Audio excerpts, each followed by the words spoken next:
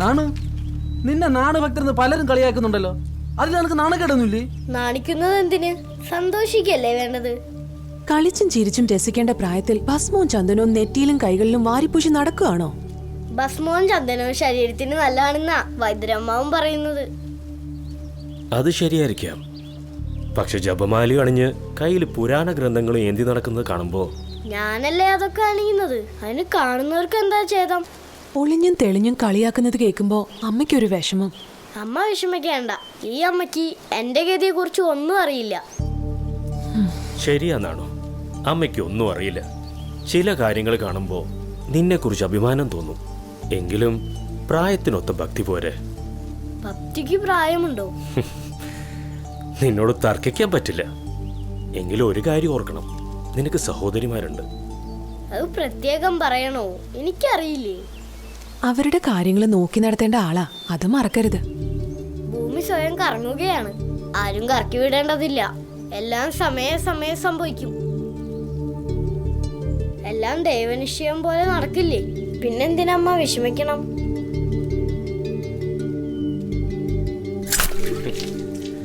അമ്മമാരുടെ മനസ്സ് അങ്ങനെ തന്നെയാണോ? ഭൂമിയെ പോലെ സദാസമയം തിരിഞ്ഞോണ്ടിരിക്കും. അതിങ്ങ് തന്നെ. അമ്മ സ്വന്തം കുടുംബത്തെ കുറിച്ച് മാത്രം ചിന്തിക്കുന്നു. അതാ വിഷമം തോന്നാത്തത്. ഭക്തിയും പ്രാർത്ഥനയും ഒക്കെ വേണം. പക്ഷെ വീടും കുടുംബവും മറന്നുകൊണ്ടുള്ള ഭക്തിയും പ്രാർത്ഥനയും കാണുമ്പോ ഞങ്ങക്ക് വിഷമമുണ്ട്. അച്ഛനും അമ്മാവനും ഒക്കെ പറയാറുണ്ട്. ആരെയും വിഷമിപ്പിക്കാനല്ല, എല്ലാവരെയും വിഷമം മാറ്റാനാ എന്റെ ആഗ്രഹം. നാണു കുടിക്ക്. നാണു പറയുന്നത് കേൾക്കുമ്പോ അതിലും ശരിയുണ്ടെന്ന് തോന്നും. ഏതിലും ശരിയുണ്ടച്ചാ, അത് കണ്ടെത്തണമെന്നേ ഉള്ളൂ. കൊച്ചനാശൻ അമ്മാവനും ഇതുപോലെ ആയിരുന്നു അത്ര. ആർക്കും തർക്കിച്ച് ജയിക്കാൻ പറ്റില്ല. ഇത് കൊച്ചനമ്മാവൻ ആശാൻ തന്നെ. അവകാശവാദങ്ങളില്ല, പ്രശംസ പോലും ഇഷ്ടപ്പെടുന്നില്ല. എന്താണമ്മേ ചില കുട്ടികൾ എന്നെ കാണുമ്പോ ഒഴിഞ്ഞു മാറുന്നത്?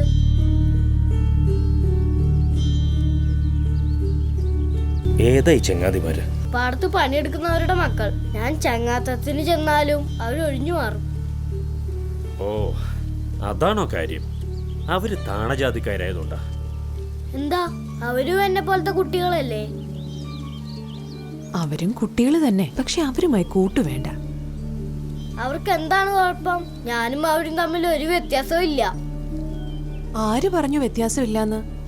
താണ ജാതിയിലുള്ളവരെ തീണ്ടുന്നവർ അശുദ്ധരാകും. പിന്നെ കുളിച്ച് ശുദ്ധി വരുത്തിയാലേ വീട്ടിലുള്ള മറ്റുള്ളവരെ തൊടാവൂ. അപ്പോ അങ്ങനെയൊക്കെ ഉണ്ടല്ലേ?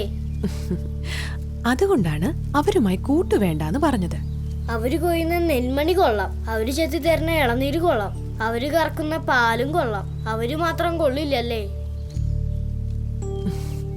അയിത്തം, തീണ്ടാപ്പാട് എന്നിവയെക്കുറിച്ച് വലുതാവുമ്പോ നിനക്ക് മനസ്സിലാവും. അയ്യോ കഷ്ടം. അവരും മനുഷ്യരല്ലമ്മേ. ഇതൊന്നും ദൈവത്തിന് ഇഷ്ടപ്പെടില്ല. അതൊക്കെ നാട്ടാചാരങ്ങളാ. ദൈവത്തിനും അതൊക്കെ ഇഷ്ടാ. ആര് പറഞ്ഞു? മനുഷ്യരെ വേദനിപ്പിക്കണമൊന്നും ദൈവത്തിന് ഇഷ്ടാവില്ല. നാണുവിന് എങ്ങനെ അറിയാം ദൈവത്തിന്റെ ഇഷ്ടം? സ്വന്തം മനസ്സിനോട് ചോദിച്ചാൽ അറിയാം ദൈവത്തിന്റെ ഇഷ്ടാനിഷ്ടങ്ങൾ. മനസ്സിന് പിടിക്കാത്തത് ദൈവത്തിനും പിടിക്കില്ല.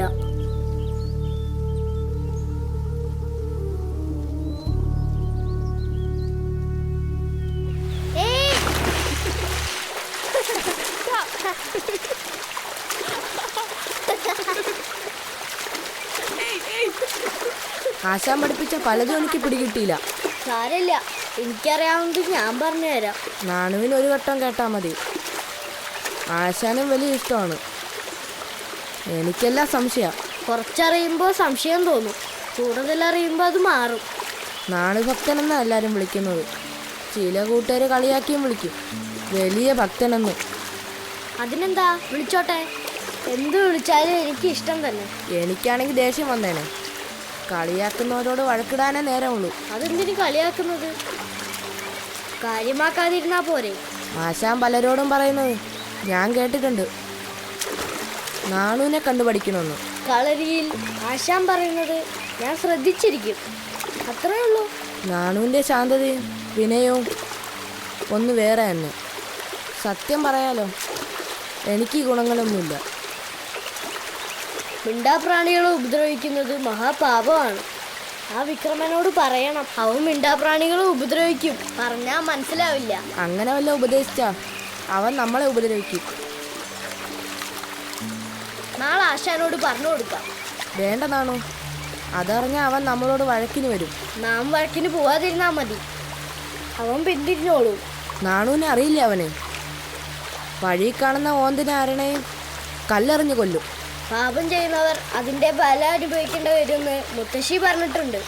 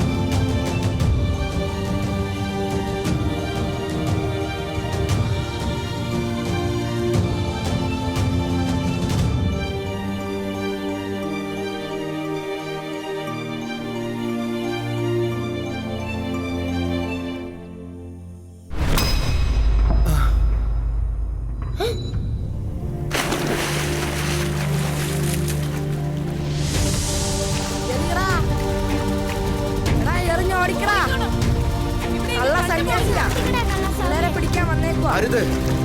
ഓടിക്കോണം. കുട്ടികളെ അരുത്, കുട്ടികളെ അരുത്, സന്യാസി കുട്ടികളെ അരുത്, കുട്ടികളെ എറിയരുത്, കള്ള സന്യാസിയാ. കുട്ടികളെ എറിയരുത്, എറിയരുത്, എറിഞ്ഞോടിക്കടാ, കണ്ടുപോരുത്. പോയിക്കോ. അരുത് കുട്ടികളെ.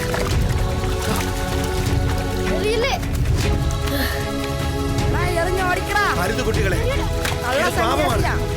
പിള്ളേരെ പിടിക്കാൻ വന്നേക്കുവാ. പറയുന്നത് കേൾക്ക് കുട്ടികളെ, കേൾക്ക് കുട്ടികളെ, അരുത്, കുട്ടികളെ എറിയരുത്, എറിയടാ. കുട്ടികളെ അരുത്, കുട്ടികളെ, എറിയടാ. കുട്ടികളെ അരുത്, എറിഞ്ഞോടിക്കടാ. പറയുന്നത് കേൾക്ക് കുട്ടികളെ, പോയിക്കോ. കുട്ടികളെ എറിയരുത്, അരുത് കുട്ടികളെ, അരുത്, എറിയരുത്. ഇയാളെ നാണുഭക്തന്റെ അമ്മാവനായിരിക്കും. എറിഞ്ഞോടിക്ക് ഈ കള്ള പൂച്ച എറിയരുത് സന്യാസി.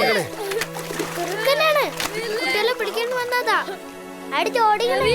പറഞ്ഞില്ലേ? എറിയരുത്, ഓടിക്കോണം. കുട്ടികളെ എറിയരുത്. ആരും അനുസരിക്കുന്നില്ല. പോയിക്കോണം.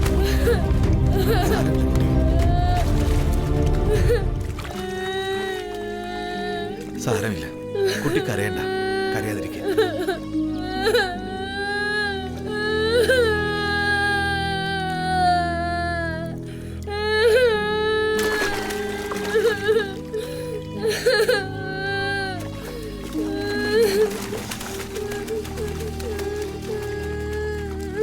കരയാതിരിക്കുക.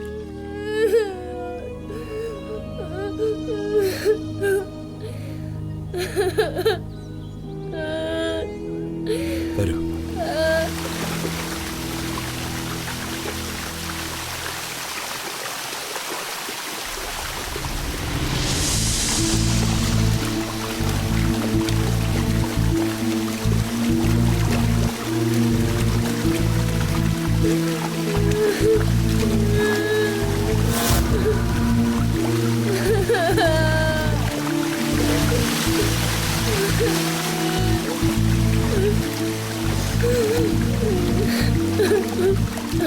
എന്തിനാ കുട്ടി കരയുന്നത്?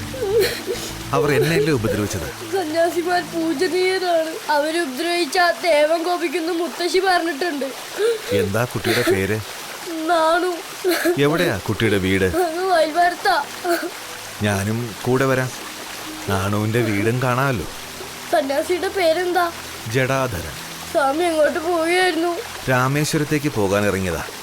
വഴിയിൽ വെച്ച് ഇങ്ങനെയൊക്കെ ആയി. രാമേശ്വരം അങ്ങ് ദൂരെയാണോ? ദൂരവും യാത്രയൊക്കെ മനസ്സ് നിശ്ചയിക്കുമ്പോഴല്ലേ നാണു. എന്തായാലും നാണു എൻ്റെ രക്ഷകനായി. ഞാനല്ല, ദൈവമാണ് സ്വാമിയെ രക്ഷിച്ചത്. എല്ലാവരെയും രക്ഷിക്കുന്നവനാണ് ആ പരമശിവൻ. ശിവ ശിവ.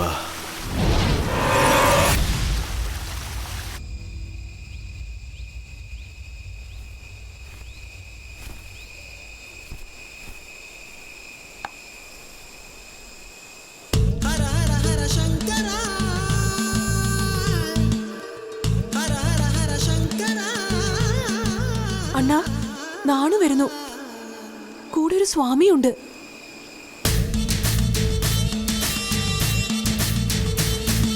അണ്ണാ, ഓ ദേ വരുന്നു.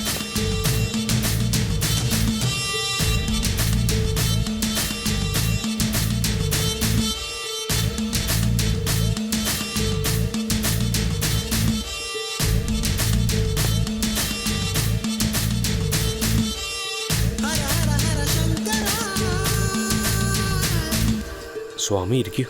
ആ,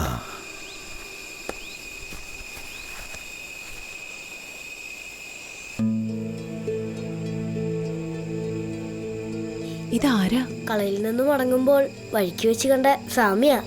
ഞാൻ ജഡാധരൻ. വഴിക്ക് വെച്ച് നാണുവിനെ കണ്ടു, പരിചയപ്പെട്ടു. വീടും കൂടി കണ്ടിട്ട് പോകാമെന്ന് കരുതി. അത് നന്നായി. പുണ്യാത്മാക്കളുടെ ആഗമനം ശുഭകരമാണല്ലോ. നാണുവിനോളം പുണ്യാത്മാവിനെ ഞാൻ കണ്ടിട്ടില്ല.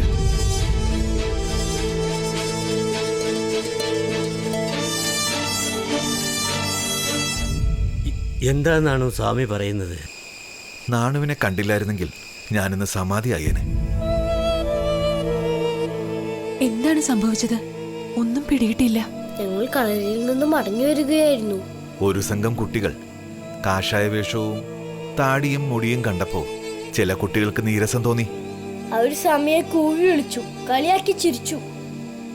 അവരോട് കൂട്ടൊന്നും വേണ്ടെന്നാണു. അയ്യോ, നാണു പാവം. അവരിൽ നിന്നൊക്കെ ഒഴിഞ്ഞു മാറിയാണ് നടന്നിരുന്നത്. നാണു വൈകിയപ്പോഴേ എനിക്ക് തോന്നി എന്തോ അനിഷ്ടം സംഭവിച്ചുവെന്ന്. നാണു വന്ന് കൊടുക്കാത്തത് കൊണ്ട് പശുക്കളും ഒന്നും തിന്നില്ല. എല്ലാം വഴിക്കണ്ണ് നോക്കി നിൽപ്പാ. ചില കുട്ടികൾ കല്ലെറിഞ്ഞു, ചിലർ മണ്ണുവാരി എറിഞ്ഞു. അഴുതുന്ന് പലവട്ടം ഞാൻ അവരോട് അപേക്ഷിച്ചു. ഭിക്ഷാന്തേഹികൾക്ക് ഇത് പതിവാ. കാണുന്ന ചിലർ കളിയാക്കും, ഉപദ്രവിക്കും. സഹനത്തിലൂടെയാണല്ലോ നമ്മുടെ യാത്ര. ആ വിക്രമനും കൂട്ടുകാരും മുന്നിൽ. സ്വാമി എല്ലാം സഹിച്ചു നിന്നു. സന്യാസിയുടെ മഹത്വം അറിയാത്ത പിള്ളേര് തന്നെ. അവർക്കെന്തറിയാം? പാവം കുട്ടികൾ. നല്ല ബുദ്ധി പറഞ്ഞു കൊടുക്കാൻ വീട്ടിലാരും ഉണ്ടാവില്ല. ഇപ്പോഴത്തെ പിള്ളേരല്ലേ, പറഞ്ഞാലും കുറെ കേക്കും. കല്ലേറും ഉപദ്രവവും കൂടിയപ്പോ അഴുതെന്ന് പറഞ്ഞു നോക്കി, ആര് കേക്കാൻ? സന്യാസിമാർക്ക് ഇതുപോലുള്ള അനുഭവങ്ങൾ വഴിയിലെല്ലാം ഉണ്ടാവും. സഹിച്ചല്ലേ പറ്റൂ. സ്വാമി ഒന്ന് ദേഷ്യപ്പെട്ട് വടിയെടുത്താ മതിയായിരുന്നു. അത് നമ്മുടെ മാർഗമല്ലല്ലോ. അതിനാൽ സഹിക്കുക തന്നെ. കുട്ടികളുടെ ഈ താന്തോന്നിത്വം നാളെ കളരാശനോട് പറയണം. കല്ലേറല്ല എന്നെ ശരിക്കും വേദനിപ്പിച്ചത്.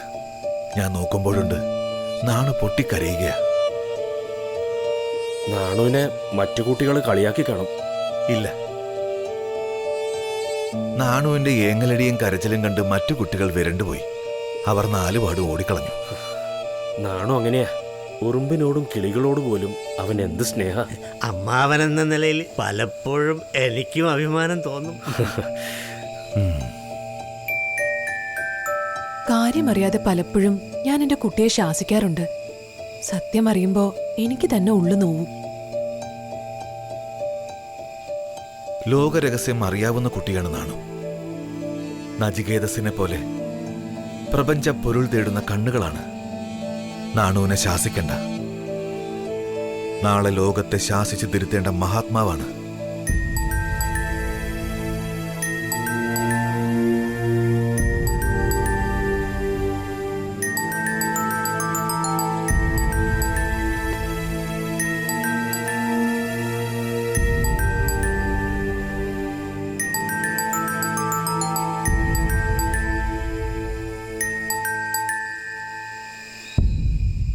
നാണു പിറന്ന ഈ വീട് സമഭാവനയുടെ തറവാടായി വാഴ്ത്തപ്പെടും.